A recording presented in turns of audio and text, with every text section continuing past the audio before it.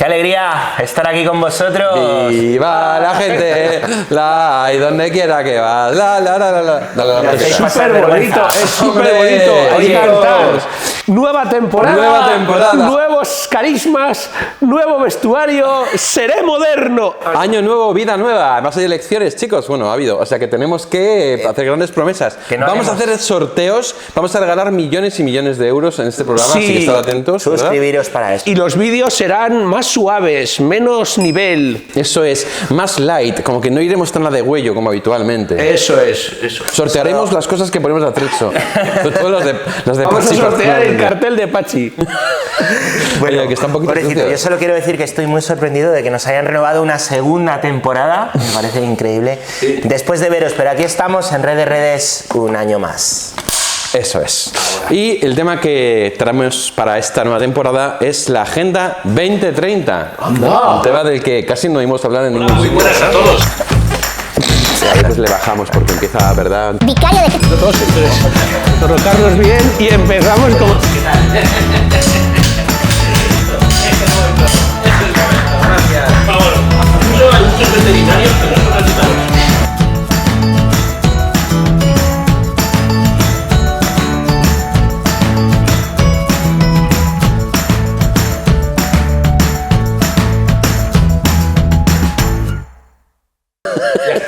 Agenda 2030. Agenda 2030 son una serie de objetivos de desarrollo sostenible que están propuestos por la Organización Mundial de la Salud y por la ONU, y también un poco como para intentar unificar a todo el mundo con palabras muy bonitas, ¿verdad? Sí, sí.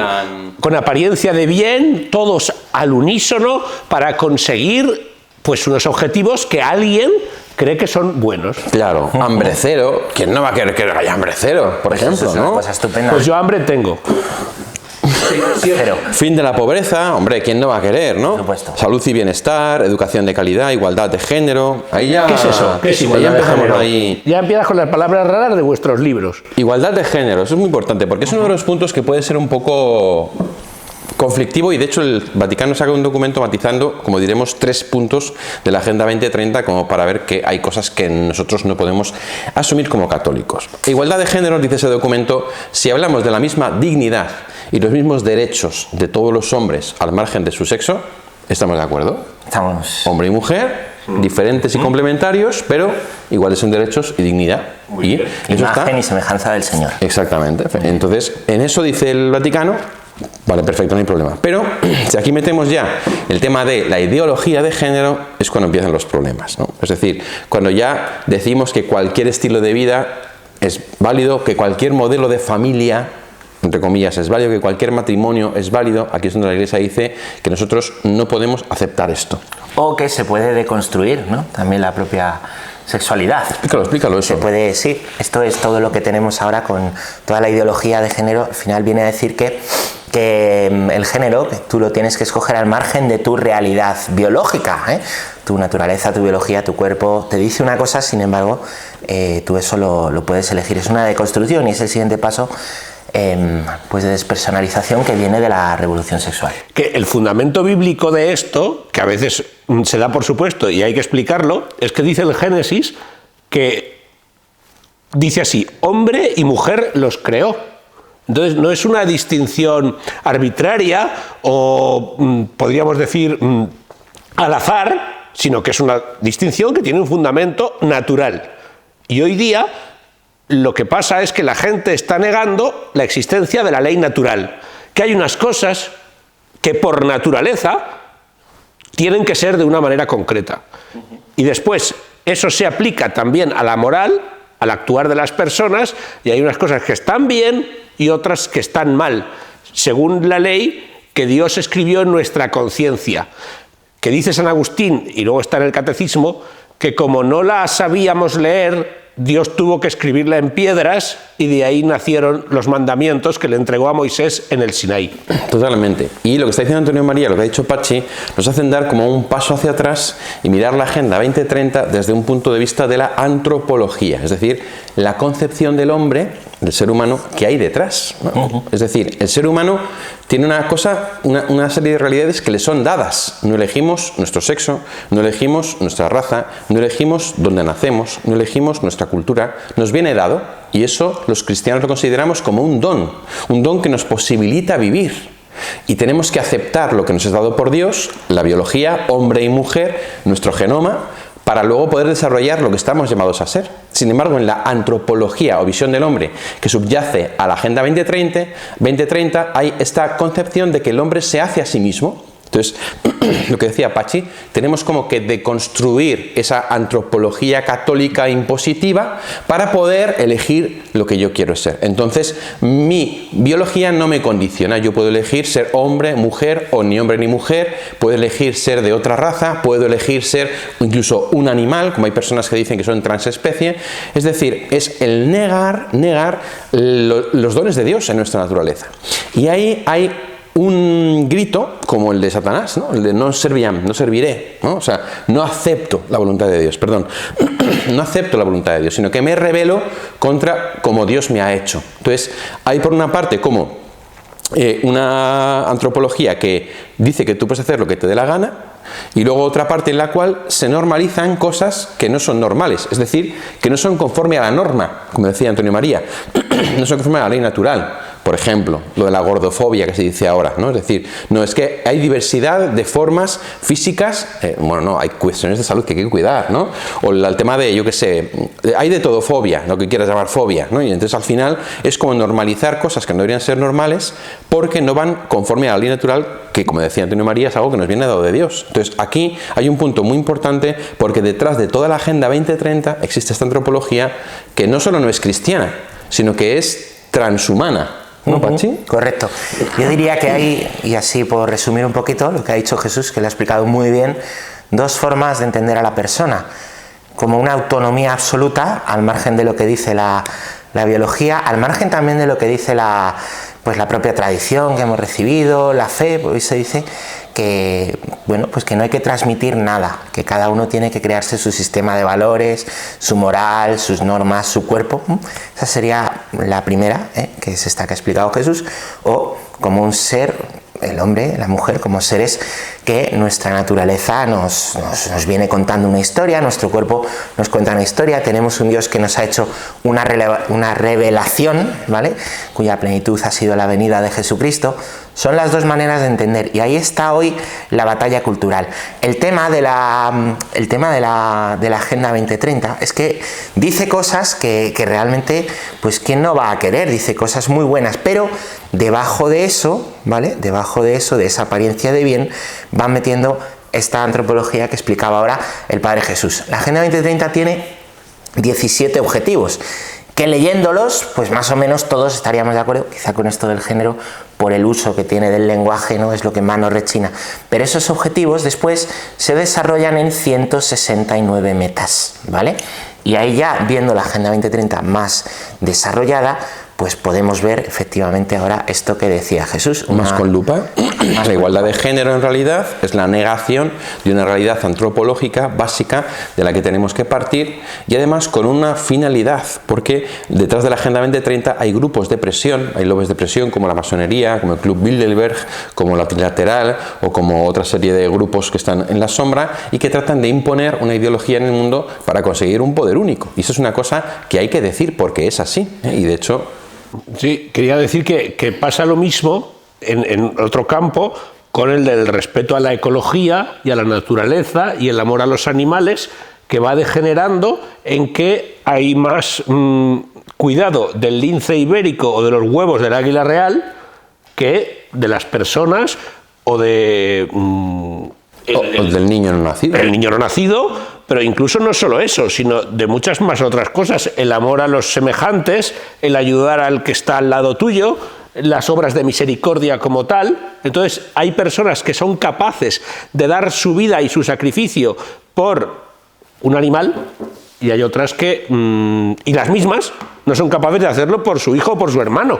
No ya digo el no nacido, sino el que tiene en su casa. Sí, como que hay como una especie de egoísmo, egocentrismo de cara a la gente, pero luego salvemos a las ballenas, ¿no? Es Exactamente, exacto. Esa incoherencia que está como muy patente en nuestro mundo. Porque también aquí en el tema de la ideología de género, de la igualdad de género, hay que decir algo muy importante, y es que en un mundo en el cual se está intentando imponer un pensamiento único y donde las gentes, los pueblos están obviamente pues, como agobiados bajo el peso de los poderes que intentan hacerse con el control, hace falta dar a las masas algo por lo que luchar. Entonces, a las masas, ¿qué se le ha dado algo por lo que luchar? La igualdad de género. Todos tenemos que ser pro LGTBI, todos tenemos que hacer no sé qué, todos con la banderita en el Día del Orgullo, el mes del Orgullo, todos a favor de la no discriminación, todas las universidades con grados de género, todas las empresas con cursos de género. Es decir, nos dan como un enemigo común, que son los LGTBI-fobos que no existen, porque no existen, y entonces todos nos aunamos contra ello. Entonces los jóvenes se creen que son muy rebeldes por el hecho de llevar una banderita, las empresas son muy progresistas por el hecho de hacer un curso, las universidades son muy abiertas, entonces al final se nos da un enemigo falso para que todo el mundo piense que está cambiando el mundo por el hecho de utilizar 4 siglas o de utilizar una banderita. Y esto interesa mucho para que la gente esté como centrada en esa movida y no se dé cuenta de cómo por detrás se están imponiendo leyes, se están imponiendo costumbres, se están imponiendo un montón de cosas, ¿no? Otro de los puntos conflictivos, por ejemplo, ¿no? Si seguimos tirando de estos puntos, no hemos dicho la igualdad de género, ya hemos visto que hay una antropología detrás, hemos visto que hay una serie de cosas que hay detrás, ¿no?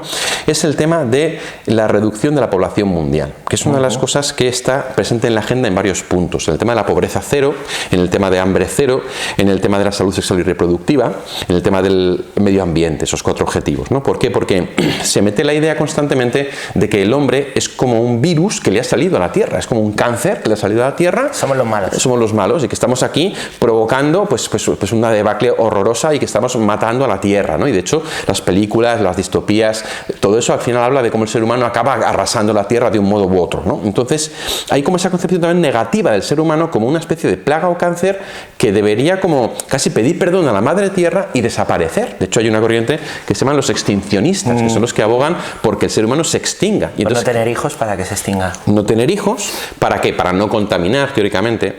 El tercer mundo, ¿no? Cuando dicen pobreza cero, a lo que se refiere no es solamente a dar comida, sino a que los pobres no tengan hijos. ¿Para qué? Para que no tengan gente que haya que comer. Entonces, ¿de qué va de la mano de eso? El tema del aborto, inmediatamente, ¿no? O sea, al final, como somos demasiados, según esta teoría, ¿no? Que es una estupidez, hay que eliminar a los que sobran. ¿Y quién sobra? Sobran los pobres y los niños no queridos, los hijos no deseados. Entonces, claro, ya no es tan bonito, ¿no? Esto de reducción de la población mundial. Bueno, ya uno puede decir, bueno, sí, el cambio climático, hambre cero, vale, no sé qué, pero es que no, estamos hablando de aborto, estamos hablando de un no a la vida. ¿No? O sea, de decir, la vida no merece la pena. Y entonces, como no merece la pena la vida, mejor que haya menos gente y que disfrutemos más. En el fondo es una mirada egoísta, ¿no? Que seamos menos y podamos tocar a más, ¿no? Yo te voy a decir 2 ejemplos sobre esto que hemos estado hablando, pero prácticos, del día a día. En una empresa, que no voy a decir dónde está, pero que conozco, a la que se encarga de riesgos laborales, ahora mismo a los jefes les interesa más la ecosostenibilidad que el cuidado de los trabajadores y que no les pase nada. Entonces, la han tenido 10 años trabajando en riesgos laborales y ahora lo que quieren es no consumir energía o que la basura se tire donde toca. Si está bien, pero que será más grave que se estén muriendo trabajadores en la empresa y no ponerles las condiciones lógicas.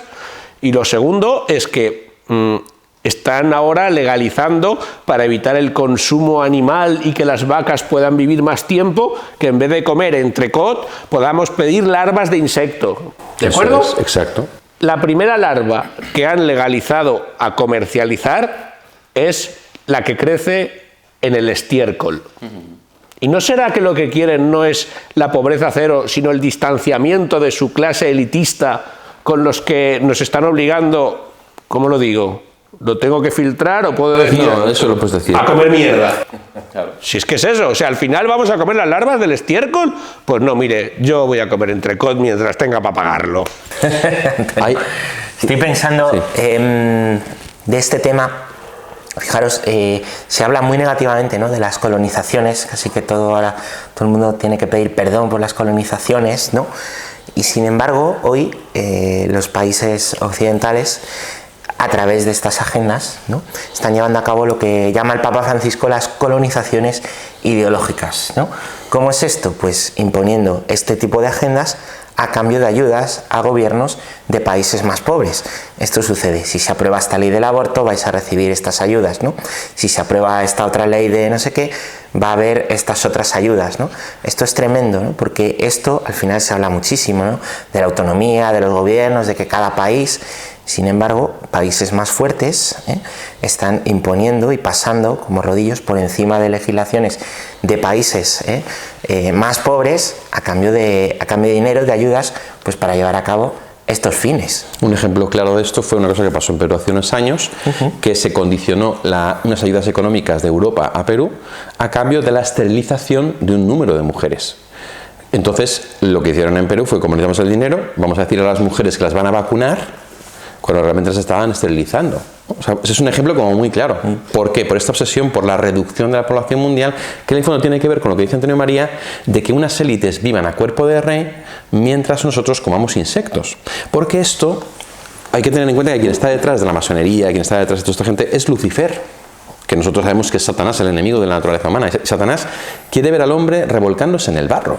Quiere ver al hombre comiendo gusanos, quiere ver al hombre masticando escarabajos. Entonces, todo este tema de, por ejemplo, de los insectos y todo esto de la carne que decíamos también, va por ahí, ¿no? Esta es una cosa que tenemos que tener presente. No es una cuestión solamente de ecosostenibilidad, es una cuestión de humillación de la naturaleza humana, ¿no? Y eso es muy importante tenerlo en cuenta. La reducción de la población mundial va de la mano del aborto.